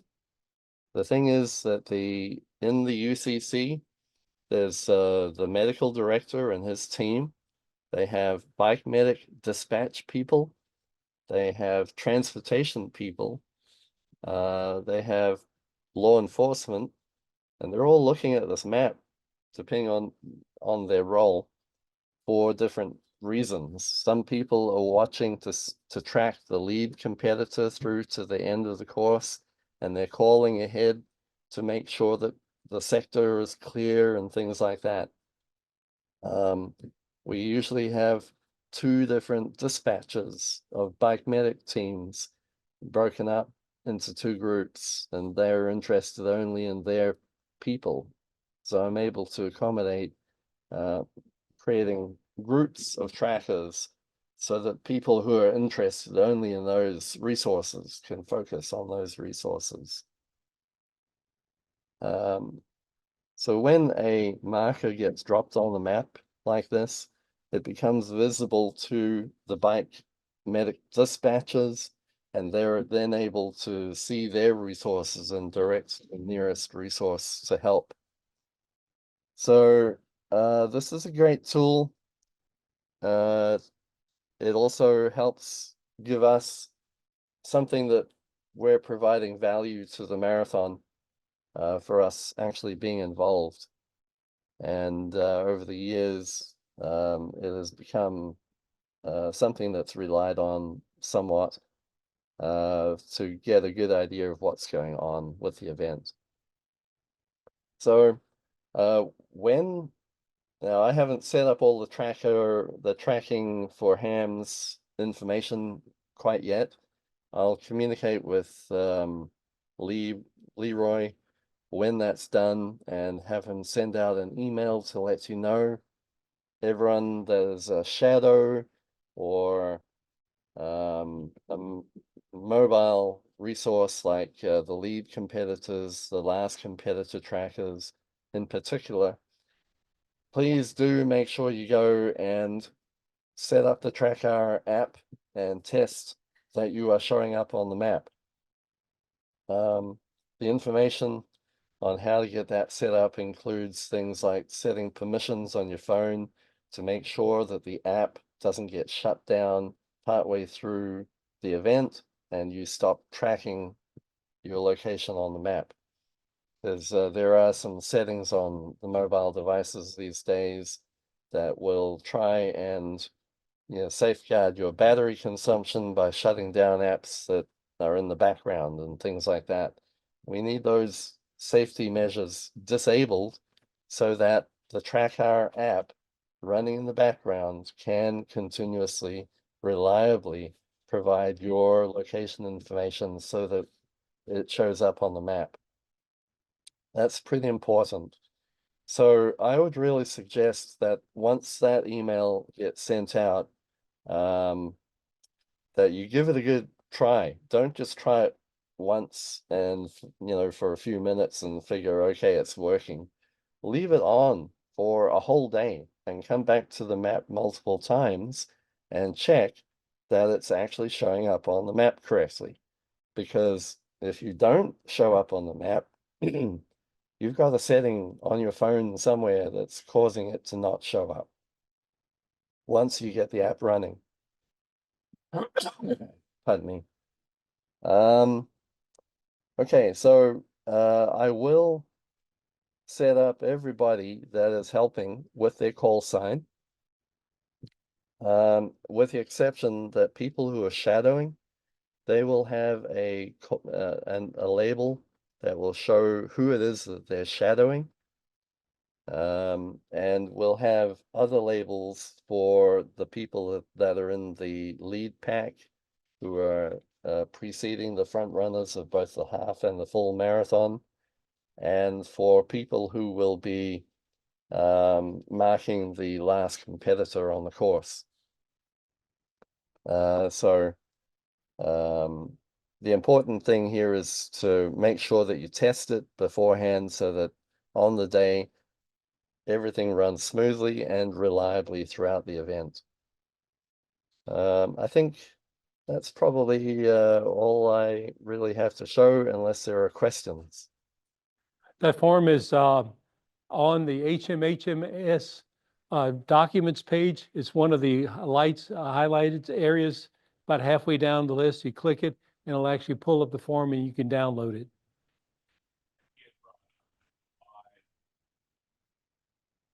Yeah, He's the only guy that can update that. well, they can update it at the heck, we update it to the field, but that won't be visible to you guys. That's password protected, so because the police want the outside people not to know how many people are in ambulances or waiting for sex to security. Yeah, we'll take care of that. Yeah, so print out that thing is just as a worksheet, throw it in your gear when you go out to the site. Yeah, on my presentation, I'm gonna flip back. If you can flip me back, I actually, Peter, Hang on a sec. So, Leroy, Yes, do you sir. have, you want to provide some guidance as to how often or what should trigger somebody making a report about the numbers of people at the location? Yeah, what I've said is ask them to every half hour to 45 minutes, call in and say, I got so many people, even if it's zero. Call in where they know that you're alive and well and you hadn't gone out to lunch and gotten a beer. So do that. If all of a sudden you start having an increase of more than 2 people, so like if you saw that it was 5 and all of a sudden you got 10, call that in on demand so we know more frequently. So it's one of those things that you call in. When we first did this, we tried to poll, and what we did was try to poll people, get zeros. And so what we want to do is have it event driven. So if you see an increase, call it in of any of the categories more than 2. If you go from 0 to 1, it's been a long time, call in 1. But just, make sure that they are relatively aware of what the more recent history is at your location. does anybody on Zoom have questions for Lee so far before I mute? No. Back to. You said that you're gonna send this whole package to us by email. Is that correct? That is correct. Okay. I have one question. I have a lead pack assignment and it just shows lead pack, doesn't show is it a half marathon, full marathon, male pace, female pace. Who is this? This is KC5UTY, Khwaja Chenzin. Tanzim. It's the last one is last year. It should be on your email that I sent you for the assignments. I sent that out last night. It should tell you where you are, which one. I actually had a slide earlier that showed you by name and which car you're in, but it's a few slides back. Yeah, but it says male pace. We usually have 2 male pace, half and full. Yeah, it should. If it says half male, then you're in the half marathon. If it just says male pace, it's the full marathon. Okay, got it.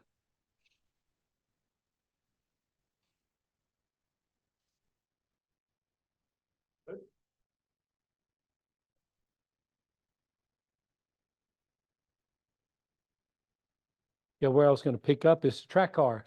So if you go to the hmhams.org, one of the drop-down menus is the track car. And on track car, it's got all the instructions on how to set it up and how to test it and how to arrange your phone. That's the reference that Peter had made. And so anyway, do that, and then you'll be prepared to be a contributor to the bigger scheme of mapping. And get me back on the pointer page. Yes, it is. It is. Yeah, I actually made it operational before I sent the email out for the most part.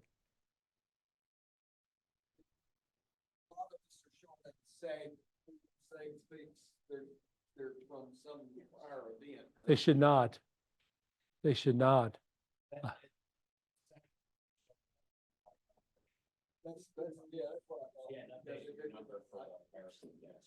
Yeah, go to this tracking system. No, I've got everything's on, except that we're identifying, I've got on. Oh. Yeah, our label is. He said he hadn't got to it yet. so- No, he does that on a master spreadsheet. He'll be doing that this week. Yeah. Yeah. Tactical. Okay. I now understand. It just- Thank you for that insight. Yeah. I'm glad you work even though we don't call you by the right name. Uh, okay, we did that. We talked about some of this already. If you see something, say something. This is some stuff I sold, you know, you'll see that, Kevin can help me out. So the one thing that I learned at the safety briefing, that if you have somebody that's unconscious, roll them on their side, because that way, if they vomit, their vomit won't go and fill up their lungs. I've not known that before. I learned that. Call 911 or the GRB or the medical radio. Hands-on CPR. There are some people that are actually carrying AED. So Kevin, the guy that you're shadowing is carrying an AED. He's on the part between down I-45 and the finish line. So he's packing an ARD because they've dropped people in the past on that stretch of territory. So he carries an AED. So anyway, the medical tents look similar to that with the red thing that says medical tent, and this is one of the staff of one of the tents in the past. The hands-on CPR, I know there's videos. We used to have one on the marathon site. You simply put your hands on over the thing and do rapid compression to the BGs, staying alive. I think that's on the next one. Yeah, there you go. Hard and fast in the center of the chest, and it keeps the blood circulating. The call to 911 before you start up will actually, or even on the medical channel, some gets help to come, some real medical people, because they've got all the magic stuff to make that happen. Protesters. They had protesters last year. Did you see them? Did you see them on TV? You didn't. So if you see some protesters, and this is one that they used at one of our meetings, I simply unabashedly stole that. If you see somebody carrying a sign that doesn't say Bob, run hard, or yay Bob, or Sally, or whatever, and so the warning signs here in the next one, large signs, megaphones, wagons, other large equipment, colors and symbols that might include. So if you have 100 people all wearing green shirts, you might have a Greenpeace protest. So anything like that that you see, if there's a police officer there, talk with him. If not, call it in to the UCC and say, hey, I got a 50 guys here that look like they're suspect. Come down to Caroline and whatever street or something like that, and check them out, please. And they'll dispatch all the people to sort that out.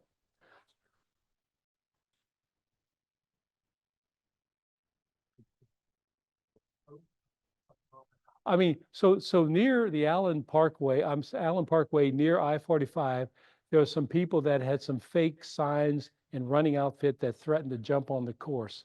So the policeman went over there and explained to them that they could stand on that side of the barrier and rope all day long and pretend that they're runners. But the moment they step on there, that they were going to get a full paid ride to the Harris County jail and go spend the next 2 days of their life going through processing. Choice was theirs, but he was guaranteeing them a ride if they did that. So, you know, they will have a compelling story to tell the person who was trying to do some sort of infraction. What they did, if they know where protesters are, what they did last year was cut the camera coverage through that area. So they switched to a different thing until the camera pass and got through there, because they're not trying to give anybody that's protesting any airtime. So you'll see that working, and so that's why they're wanting to do that. Plus, they have got 600 to 900 police officers on the course. And a few years back, I know Mike Urich used to man one of the streets not too far from the finish, and he noticed this guy with an earpiece, and Mike was a gun enthusiast, and he was chit-chatting, and the guy opened his coat, and he's got a machine gun here. So there's about 300 undercover policemen that are on the course that look like regular guys. But they're packing weapons. And so they're prepared for lots of things. So there's a lot of stuff you don't see that's there. But yeah, so anyway, that's why I said don't wear last year's shirt. As you know, even though I give you a shirt that won't fit, well, don't wear last year's shirt because they're looking for, because they had instances in other marathons recently where people wore previous year's shirts and tried to do nefarious things. So that's on their people's radar. So that's what I said, don't show up in last year's shirts. Yeah, yeah. So anyway, that's and they've also taken some additional at post New Orleans. They've got some additional steps that they've taken in the downtown area. I won't mention what it is, but it's they're taking additional security measures beyond what they normally used to do. Inclement weather, we don't know what it is. Most of us have been trained in weather. We don't know whether it's beautiful blue skies and ideal running temperatures or cold front coming through or anything. So we have evacuation points. So if they need to get people off the course because of lightning, they've got places along the way, parking garages and the things that they can go in and shelter.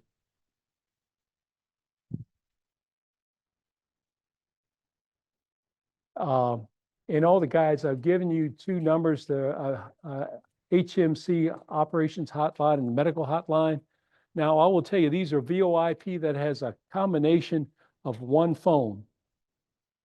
If you've ever done any traffic engineering, what you realize, you can get pitifully poor number of calls through one phone.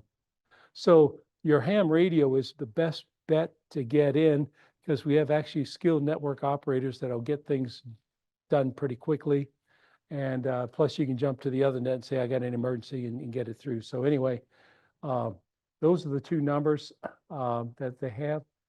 If you have a media request or high profile, they've got a new media person, Corey Lindsay. I have her number. So Rick Broussard, we've got the numbers on the back of our badges. He has that number, so you'll have that access to that. So if some media comes in, can we interview you? No, but you can talk to Cora and she'll be happy to answer your question. You just tell them, hi, I'm love working the marathon or whatever, but don't give them any information that says, yeah, there's 5 people that's, we can run over here, don't do that. I know nothing, yeah. It's right here. It's Cora Lindsay. And the race director is Carly, and the race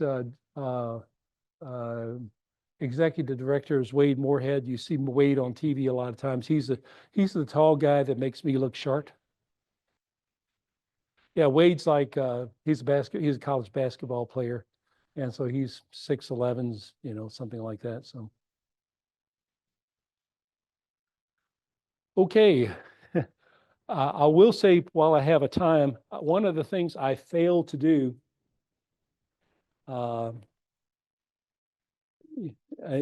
some things slip your mind. So the people who are if you're shadowing somebody, do not leave before you come and get a piece of this paper. What this is a contact of all the shadows and all the people they're shadowing and cell phone numbers. So anyway, see me about that before you leave if you're a shadow. Anybody have any questions? Yes, sir. What are you buying for lunch? Where am I buying for lunch? Well, I had donuts earlier, but that was lunch. I guess maybe you can talk to my wife. Maybe she's feeling generous today. Yes, sir.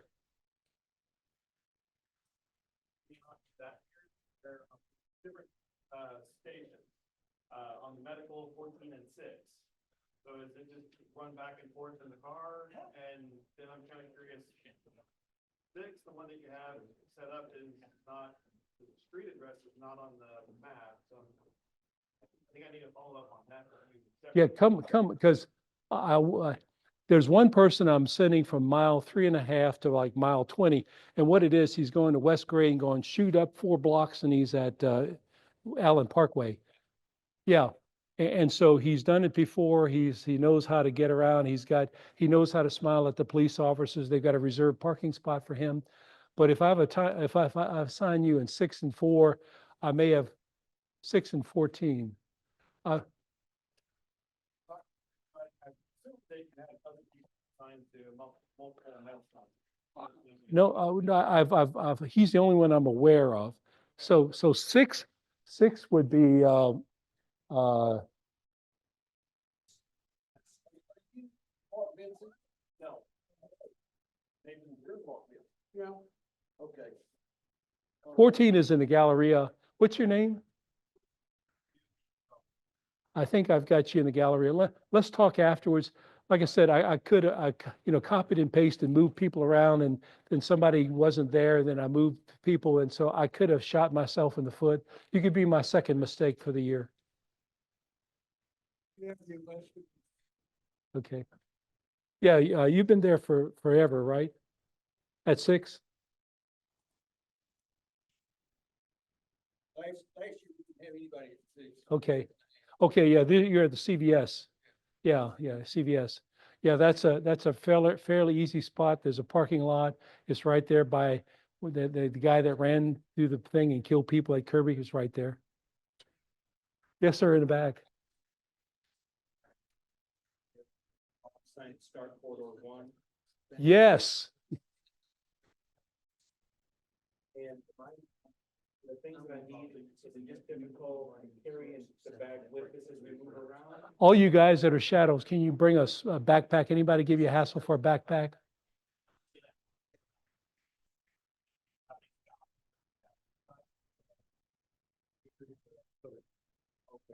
Yeah, you're in sector 1. Yes, I am. So you're going to be outside of the start area. So you shouldn't be a problem. Yeah, But that would cover our church. yeah, it will, but you'll have this badge. You'll have a badge. And so, and then you'll have a blue cap like this that says actually Marathon Committee. And so not many people, unless you're actually a Marathon Committee person or a ham, has that cap.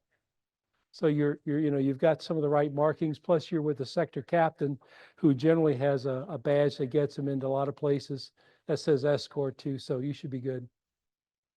Good question. Yes, sir.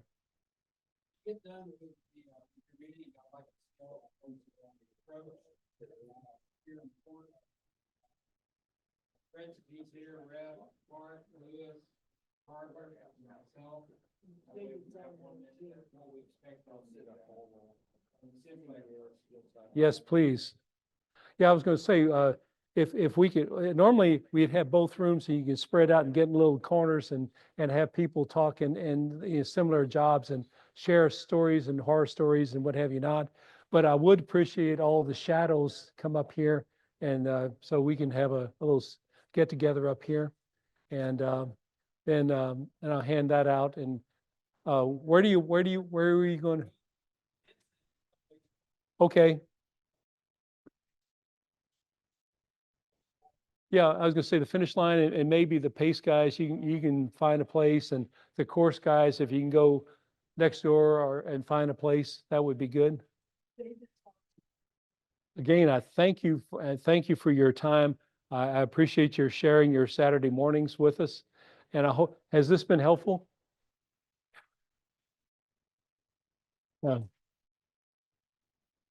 I try not to waste anybody's time, and I'm trying to give good information, so. All right.